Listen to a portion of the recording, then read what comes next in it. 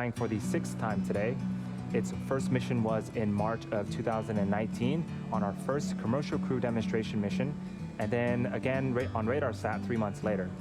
It also supported 3 Starlink missions this year, with the most recent being our 10th Starlink mission in August. We will also be attempting to recover the first stage on our drone ship, Of Course I Still Love You. There is a shot of it right there in the Atlantic Ocean. Our first stage is designed to be reflown 10 or more times with minimal refurbishment in between, and it's the 16th time we'll be flying a flight-proven booster this year, and the 44th time we're doing so to date. Moving on up the vehicle, on top of the first stage is the black carbon fiber inner stage. It houses pneumatic pushers that allow the first and second stage to separate during flight. Above loaded on both stages, and locks will continue to be topped off right until the last minutes of the countdown.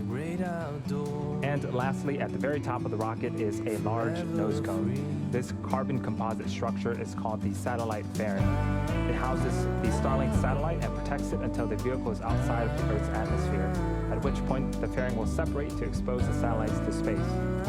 It's going to be the 3rd flight for both of the fairing halves today.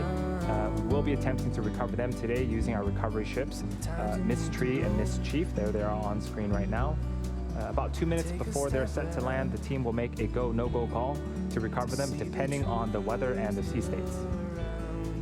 Speaking of weather, we have nothing but blue skies on the East Coast. The vehicle and satellite and range are all looking good for an on-time liftoff just a few minutes from now.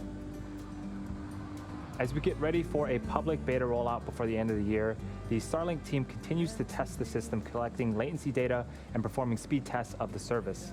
So far, the feedback from the private beta testers has been really promising. Initial results from these tests have shown super low latency and download speeds greater than 100 megabits per second. During our last webcast, we shared how emergency responders in Washington have been using Starlink to help rebuild communities destroyed by the wildfires.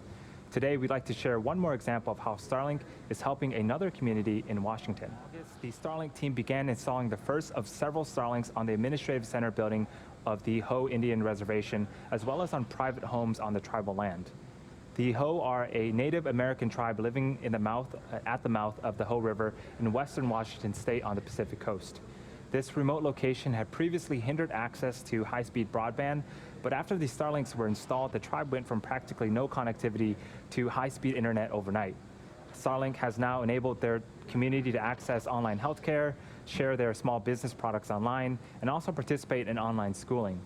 They can also now stream their favorite shows and movies, which is always a plus. Their response to Starlink has been overwhelmingly positive, so much so that the community is accelerating efforts to enable an additional 30-plus households with connectivity. We're super excited and definitely looking forward to more partnerships like this in the near future.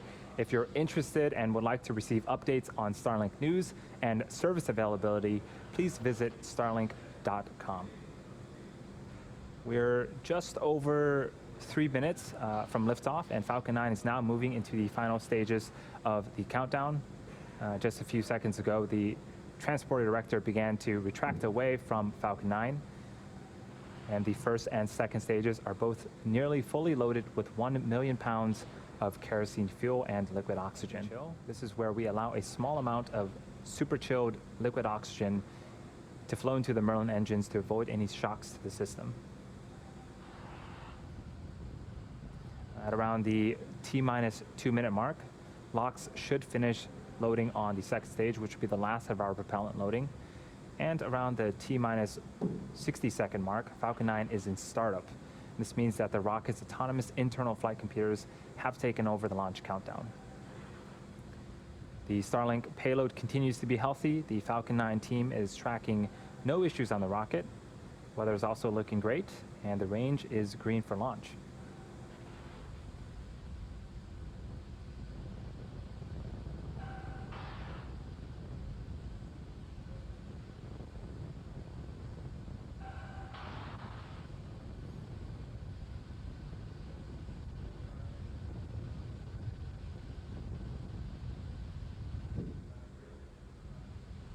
You can start to see that we're venting the super chilled liquid oxygen.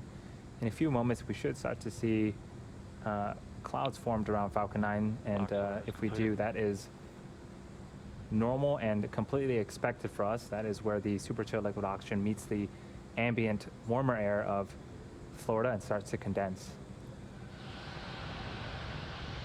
It looks like we finished LOX loading.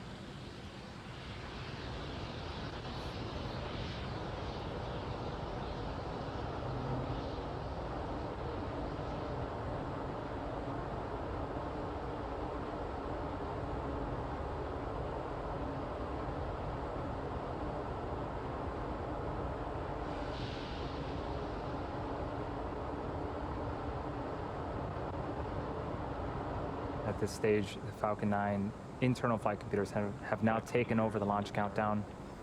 The first and second stage are also beginning to pressurize for launch. LD, go for launch. And there's the launch director giving the final go for launch at T minus 30 seconds and counting. All systems are go for launch.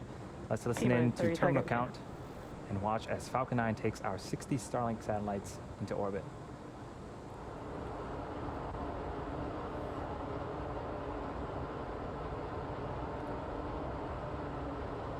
T-minus 15 seconds.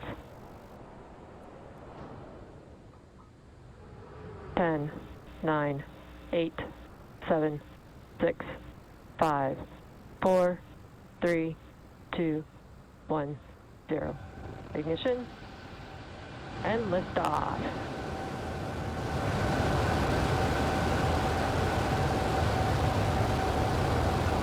Vehicles pitching downrange.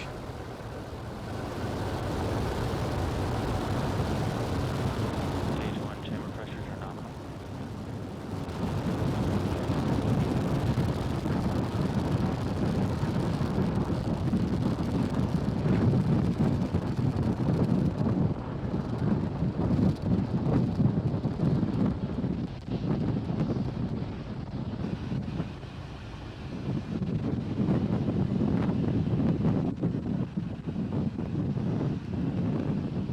Falcon 9 has successfully lifted off from Pad 39A at Kennedy Space Center, carrying our Starlink payload to its targeted drop-off orbit.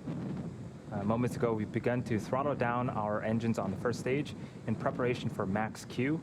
Max Q is where the vehicle will experience the highest amount of aerodynamic pressure.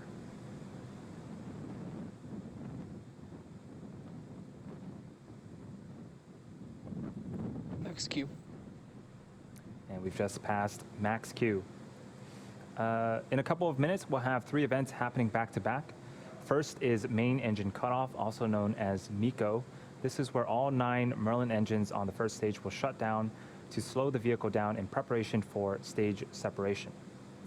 Stage separation is where the first and second stage will separate from one another, with the first stage making its way back towards Earth for landing, while the second stage continues its journey with the third event, which is Second Engine Start 1, also known as SES-1. This is where the single engine on the second stage, our Merlin vacuum engine, lights up and will continue to propel the second stage along with the Starlink satellites to orbit.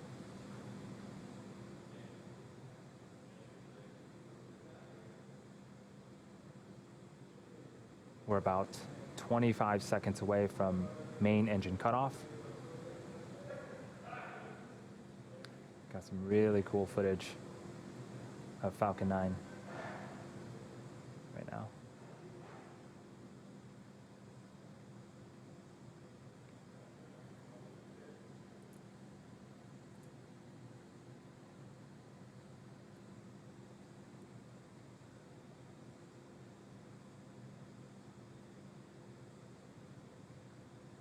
Stage separation confirmed.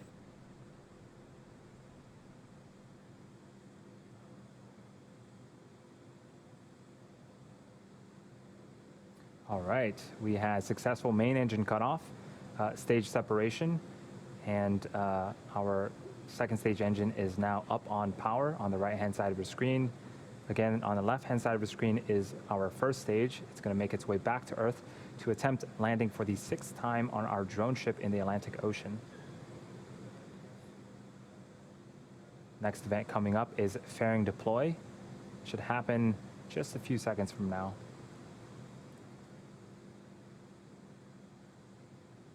Fairing separation confirmed. And off goes those fairing halves, and now exposing the 60 Starlink satellites to space. As a reminder, we will be attempting to recover the fairing halves today using our recovery ships Miss Tree and Miss Chief. We'll make the call about 2 minutes before they land, depending on the weather and the sea states.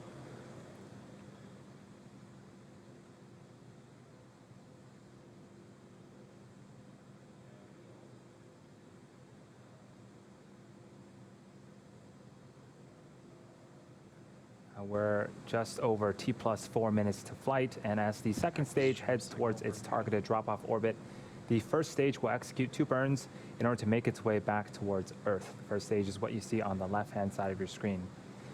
The first is the entry burn, where 3 of the Merlin engines will reignite. This helps to slow the stage down as it re-enters the upper parts of the Earth's atmosphere. The second burn is the landing burn. This is a single engine burn that brings the vehicle speed down rapidly in order to land on the drone ship. The first burn, the entry burn, should happen around the T plus 6 minute and 20 second mark, while the second burn will happen around the T plus 8 minute mark.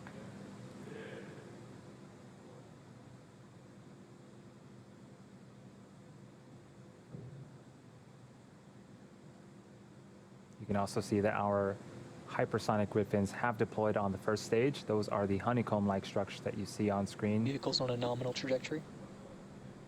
They help to guide and steer the first stage back during descent.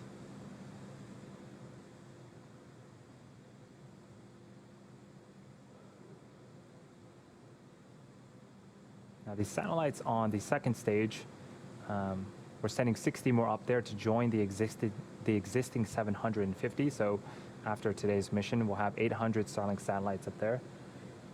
The satellites will stay powered down until after stage separation, until after they separate from the second stage.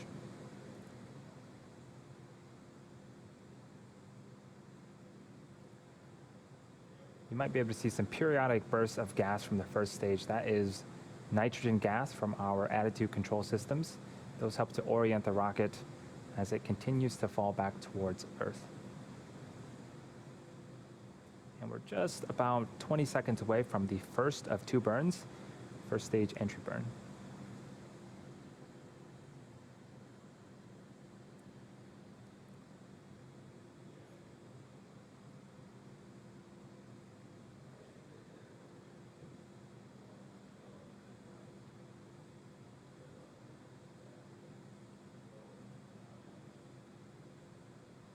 Stage 1 entry burn startup. Stage 1 FTS is saved. 3 Merlin engines have relit and are now slowing the first stage down before they hit the upper parts of the Earth's atmosphere. I have a few more seconds left on this burn. Stage 1 entry burn shutdown. All right, the second burn will be happening about 90 seconds from now.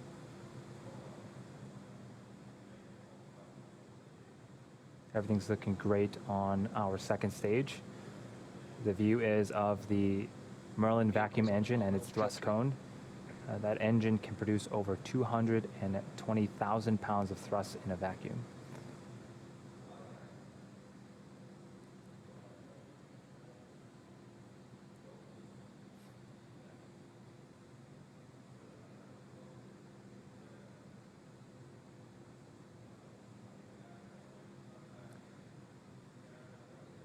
We're about 30 seconds away from the beginning of our second and final burn. During this burn, the 4 landing legs stowed at the base of the first stage will also deploy right before we land.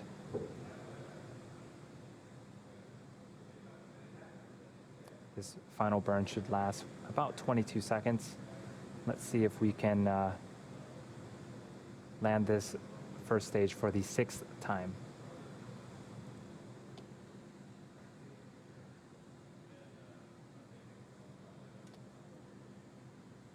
Stage 1 landing burn. Terminal guidance.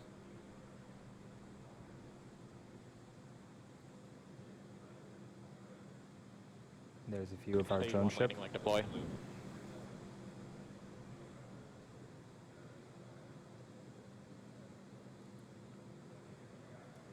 And right down the middle, Falcon 9 has landed.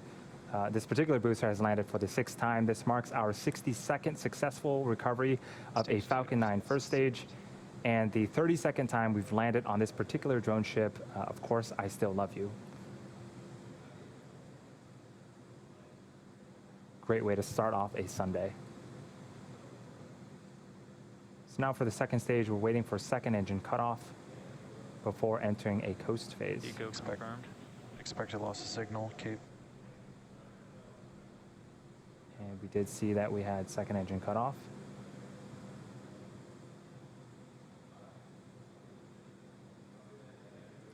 Waiting for callouts of a good orbit. Insertion.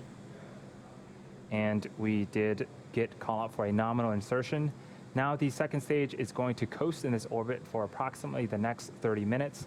We're going to take a short break, but leave you with an animation that shows you where we're at in the coast phase. We'll see you back here at the T plus 43-minute mark for the relight of our second stage.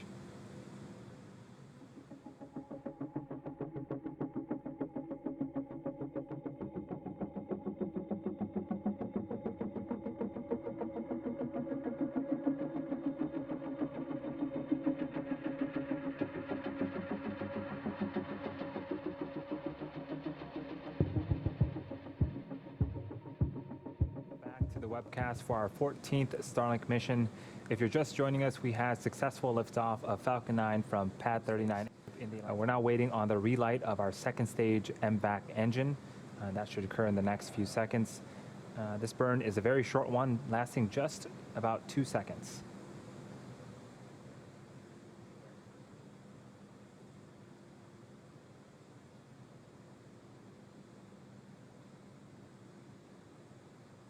Shortly after the burn, we'll wait for confirmation of a good orbit.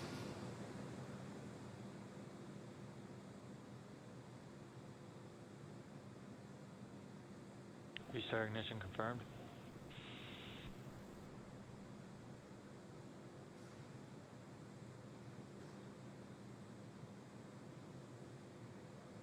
You just saw on screen, we did restart that Merlin engine.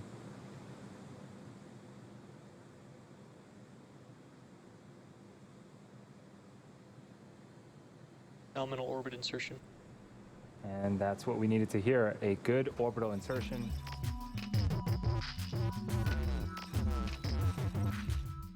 Take full advantage of Falcon 9's launch capabilities. Starlink satellites are also equipped with efficient ion thrusters powered by Krypton that enable the satellites to orbit raise, maneuver in space, and deorbit at the end of their useful life. Starlink is, in fact, the first Krypton-propelled spacecraft ever flown. And we're just a few seconds away from payload deploy, so let's listen in for the call-out of payload deploy.